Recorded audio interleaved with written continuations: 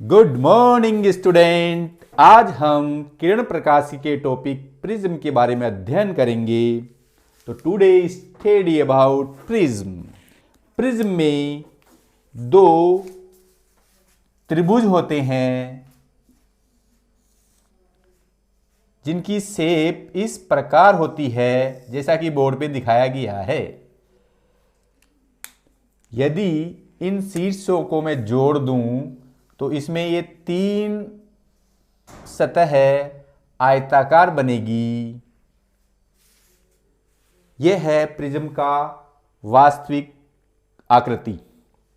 अब प्रिज्म में दो अपवर्तक पृष्ठ होती हैं जिन्हें हम ए बी और ए सी से प्रदर्शित करते हैं, अर्थात दो अपवर्तक पृष्ठों से घिरा पारदर्शी माध्यम को प्रिज्म कहते हैं। दो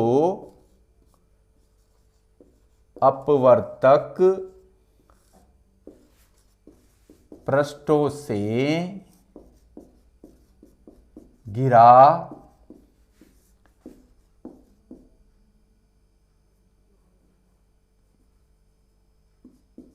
पारदर्शी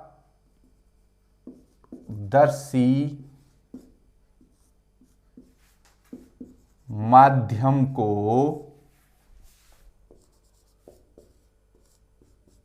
प्रिज्म कहते हैं। इस प्रिज्म में ए बी और ए सी दो परावर्तक पृष्ठ हैं और ये इसका पारदर्शी माध्यम है। यदि प्रकाश की किरण परावर्तक पृष्ठ ए बी पर आपतित होती है तो वो इस परावर्तक पृष्ठ से अपवर्तित हो जाती है। माना कि ये आपतित प्रकाश की किरण पी क्यू है, क्यू आर अपवर्तक किरण है। यदि मैं इस पर लंब बनाऊं तो लंब आपका इस प्रकार आएगा। बिंदु P आपतन बिंदु पर लंब इस प्रकार आएगा।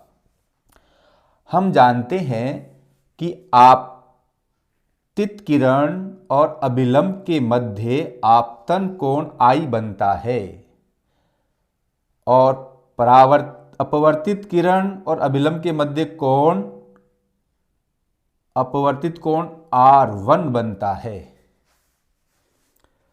PQ से अपवर्तन होने के बाद में ये प्रकाश किरण अपवर्तक माध्यम AC पर पुनः परावर्तित होती है और इस परावर्तक बिंदु R पर अभिलंब के साथ में ये निर्गत कोण I बनाती है और इस किरण को हम बोलते हैं निर्गत किरण।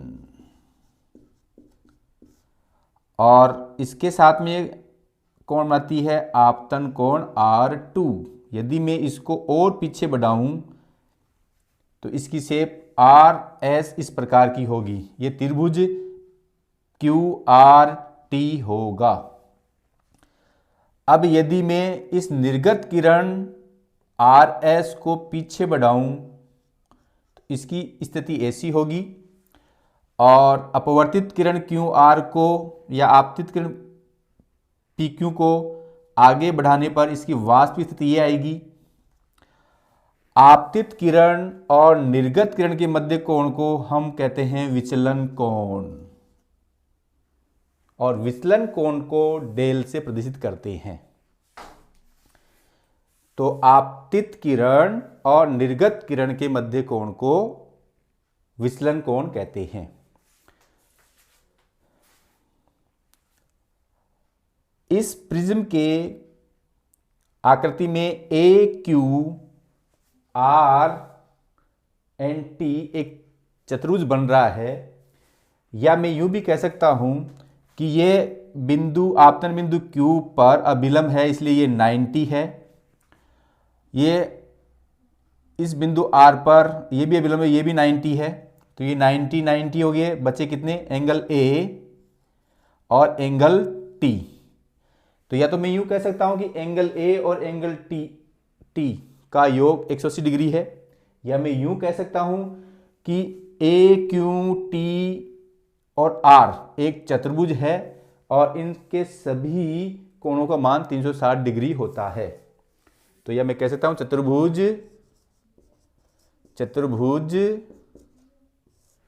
ए क्यू टी आर में एंगल ए प्लस क्यू वाला एंगल 90 है,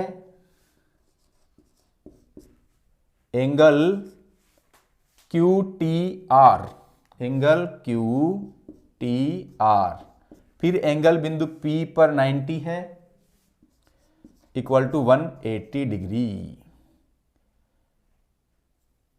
इक्वल टू 360 डिग्री। इधर 90 और 90 हो जाएगा 180 डिग्री बराबर 360 डिग्री। अब 360 में से 180 डिग्री जाएगा तो बचेगा कितना, A plus angle Q T R is equal to 180 degree, equation number 1। विद्यार्थियों, हम चाहते तो ये 90 है और ये 90 है तो A plus Q T R is equal to भी 180 डायरेक्ट लिख सकते थे। इसके बाद में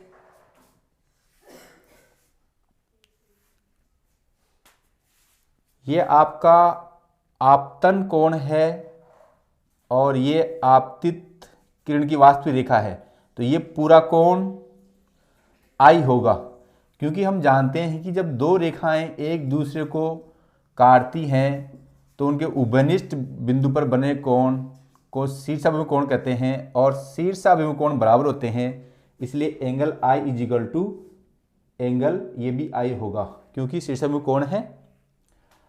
यहां तक ये एंगल R1 है, प्रथम अपवर्तित कोण, तो ये वाला एंगल कितना हो जाएगा I माइनस R, ये वाला एंगल हो जाएगा I माइनस R1। सेम उसी प्रकार से ये एंगल निर्गत कोण है तो ये भी आपका पूरा निर्गत कोण होगा, यहां से यहां तक कोण, अब दूसरा अपवर्तित कोण R2 है तो ये वाला कोण क्या हो जाएगा E माइनस R2। विद्यार्थियों, हो सकता है कि ये बात कम समझ में आई हो तो मैं एक बार पुनः इसको रिपीट करता हूं। ये वाली रेखा और ये वाली रेखा इस स्थिति में है तो ये कोण और ये कोण बराबर होता है क्योंकि शीर्षाभिमुख कोण बराबर होते हैं, इसलिए यदि ये I है तो ये भी I होगा और इसमें ये R1 है तो ये वाला एंगल कितना हो जाएगा I माइनस R1। सेम इसी प्रकार ये पूरा एंगल है आपका E, क्योंकि ये वाला एंगल और ये वाला एंगल शीर्षाभिमुख कोण है इसलिए बराबर होंगे। इसमें से ये वाला एंगल R2 है तो ये वाला एंगल क्या होगा E माइनस R2। अब देखो हम त्रिभुज QTR में, त्रिभुज QTR में, त्रिभुज QTR में, त्रिभुज QTR में एक एंगल R1 है, दूसरा R2 है, तीसरा QTR है और त्रिभुज के तीनों कोणों का योग R1 प्लस R2 प्लस कोण QTR is equal to 180 degree.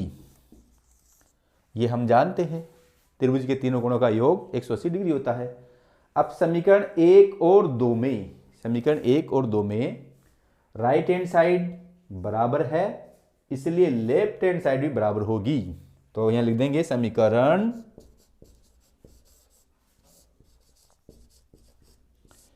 1 तथा 2 से राइट हैंड साइड बराबर है इसलिए लेफ्ट हैंड साइड भी बराबर होगी, तो A plus Q T R is equal to R1 plus R2 plus Q T R. विद्यार्थियों, हम चाहें तो इस चीज़ को यूं भी कह सकते हैं कि यहाँ से 180 डिग्री का मान यहाँ पे रख दिया, या यहाँ से 180 डिग्री का मान यहाँ पे रख दिया। यदि मैं यहाँ से 180 डिग्री का मान यहाँ रखूँगा तो ये वाली स्थिति आएगी, और इससे 180 डिग्री का मान यहाँ रखूँगा तो आएगा R1 प्लस R2 प्लस कौन Q T R is equal to A plus कौन क्यू टी आर। बात वही है, क्यू टी आर से क्यू टी आर कैंसल्ड, बचा angle A is equal to R1 plus R2। Students, हम जानते हैं या हम कह सकते हैं कि दो अपवर्तक पृष्ठों के मध्य कोण को प्रिज्म कोण कहते हैं। दो नोट लिख लीजिए यहां पर, दो अपवर्तक पृष्ठों के मध्य कोण को प्रिज्म कोण कहते हैं, या प्रिज्म एंगल बोलते हैं।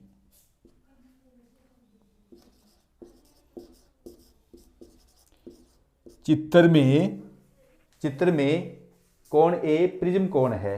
पहली अपवर्तक पृष्ठ ए बी है, दूसरी अपवर्तक पृष्ठ ए सी है। ए बी और ए सी का जो मध्य कोण है वो ही प्रिज्म कोण है। ये आपकी इक्वेशन नंबर हो जाएगी 3।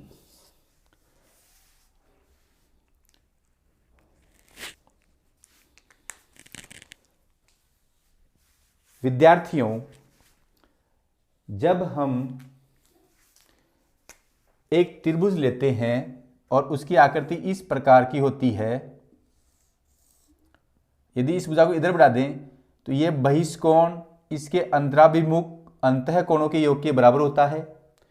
यहाँ पर जो हमारा ये विचलन कोण है, जो कि निर्गत किरण और आपतित किरण का मध्य कोण है, वो इस त्रिभुज, यदि मैं इसको नाम दे दूं N, तो त्रिभुज क्यू आर एन का ये वाला कोण क्या है? विचलन कोण, बहिष्कोण है। और ये वाले एंगल और ये वाला एंगल इसके हैं अंतराभिमुख अंतः कोण। तो हम यह कह सकते हैं कि बहिष्कोण अर्थात विचलन कोण बराबर I माइनस R1 और E माइनस R2 इसके अंतः कोण बराबर होंगे। बहिष्कोण का मान बराबर अंतराभिमुख अंतः कोणों का मान। जैसे ये एंगल मान लो अपना डेल है, ये I माइनस R1 है और ये E माइनस R2 है, तो डेल इज इक्वल टू जाएगा I minus R1 plus E minus R2। तो मैं इस चीज को साफ करके ये लिख सकता हूं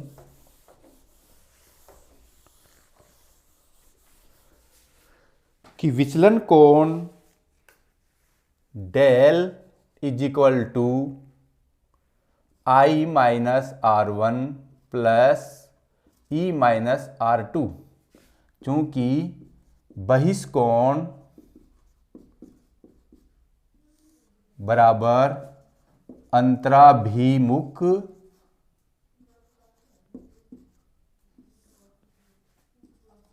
अंतः कोणों का योग।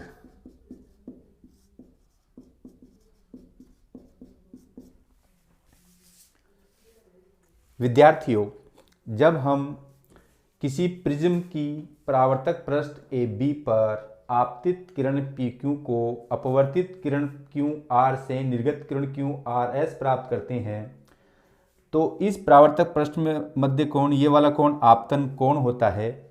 इसी प्रकार यदि मैं दूसरा आपतन कोण लूं और फिर तीसरा आपतन लूं, चौथा लूं, पांचवा लूं और फिर छठा लूं, और फिर इन आपतन कोण और आपतित किरण और निर्गत किरण के मध्य बना विचलन कोण के मध्य ग्राफ खींचूं, तो वो निम्न प्रकार प्राप्त होता है।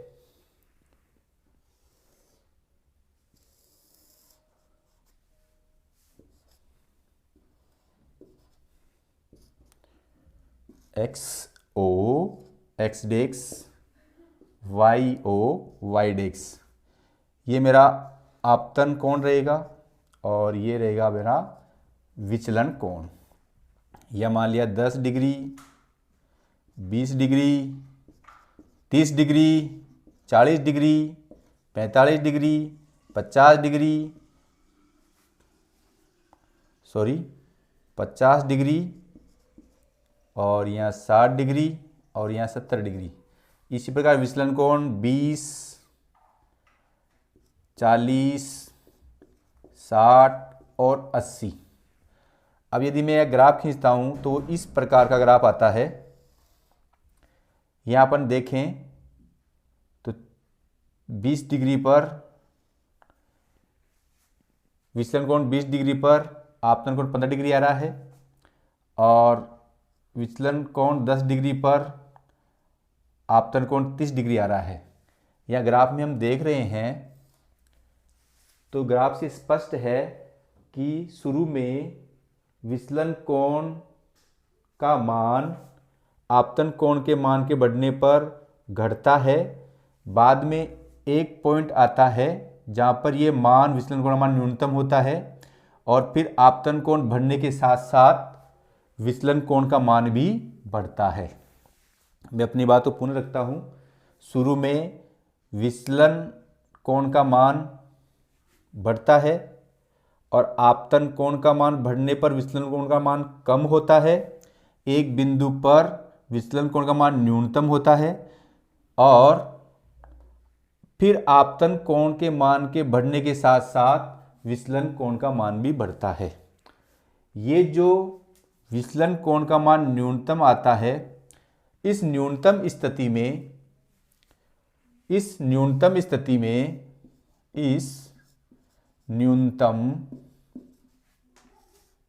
स्थिति में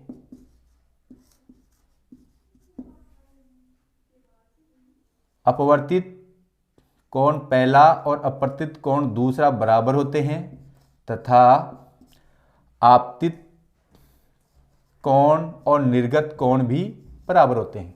यह स्थिति केवल न्यूनतम मान पर ही आती है, इसलिए इसे हम विचलन कोण का न्यूनतम मान डेल एम से प्रदर्शित करते हैं।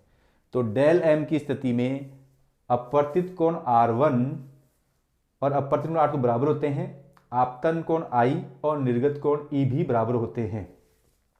अब यदि ये स्थिति मैं समीकरण नंबर 3 और समीकरण 3 में रखूं तो A इजिकल टू R1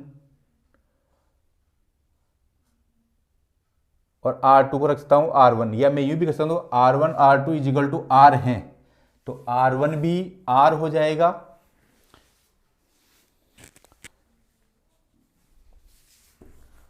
समीकरण 3 से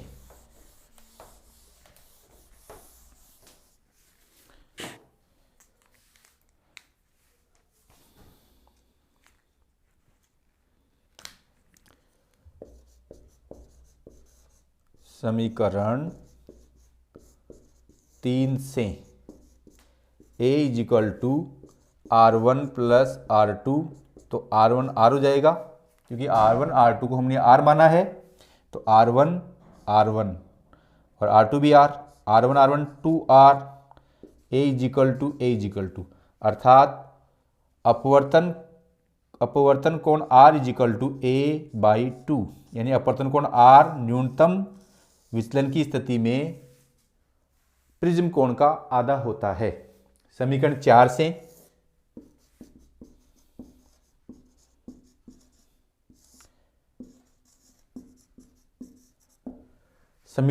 हमने विचलन कोण बराबर I minus R1 plus E minus R2 निकाला था। अब यहाँ R1 R2 को हम R रख देंगे, और हमें क्योंकि निर्गत कोण से कोई मतलब नहीं है, क्योंकि हमें जरूरत पड़ेगी आपतन कोण की, तो निर्गत कोण को I लिख देंगे। तो डेल इजिकल टू आ जाएगा, डेल एम इजिकल टू आ जाएगा I ऐसे रहेगा, ये R और इसको हमने I रख दिया, क्योंकि I इजिकल टू E हम जानते हैं। और ये आपका आर हो जाएगा। आई और आई 2i हो जाएगा, del M is equal to 2i minus 2r, अर्थात डेल एम प्लस 2r, ये माइनस के इधर आके प्लस 2r हो जाएगा, 2i। इस पूरी पक्ष को इधर ले जाते हैं, इस पूरे पक्ष को उधर ले जाते हैं, तो 2i is equal to del M plus 2r। अब देखो हमारा 2r भी a है, या 2i is equal to del M plus a, तो therefore i is equal to del M plus a by 2। इस प्रकार हमने देखा कि हमने अपवर्तित कोण का मान भी प्रिज्म के कोण के पदों में निकाल लिया और आपतित कोण का मान भी विचलन कोण और प्रिज्म के पदों में निकाल लिया। ये हमने इसलिए निकाले हैं आई और आर के मान। अब हम स्नेल के नियम में आई और आर के मान रख देंगे तो हमें न्यूनतम विचलन मिल जाएगा। तो स्टूडेंट्स, अब हम स्नेल का नियम अप्लाई करते हैं और आप जानते हैं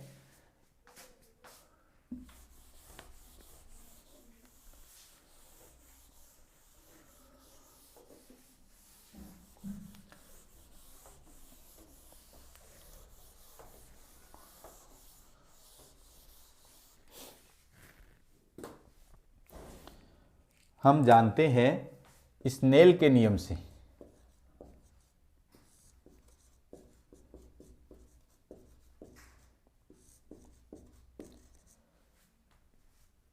sign I minus sine R is equal to mu.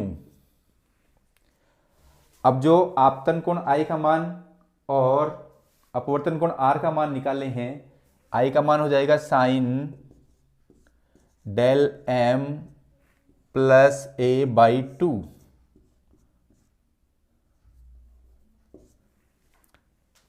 Upon sine R का मान हम निकाला a by 2 is equal to mu. विद्यार्थियों, यदि साइन